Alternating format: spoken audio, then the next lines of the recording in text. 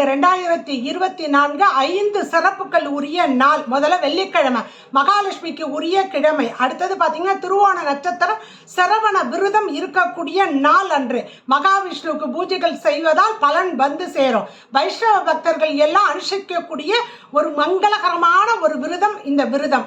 மூன்றாவது சஷ்டி திதி, முருகப்பெருமானுக்கு உரிய திதி. நான்காவது பார்த்தீங்கன்னா நாக பூஜை உள்ள பஞ்சமி திதி, பஞ்சமி வராகிக்கு உள்ளது.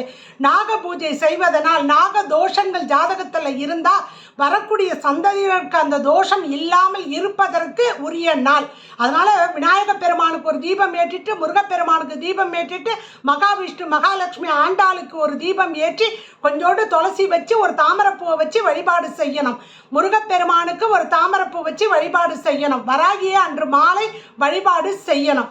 அடுத்தது நாகத்துக்கு மஞ்சள் குங்கும பால் வைத்து விளக்கேற்றி வழிபடுங்க.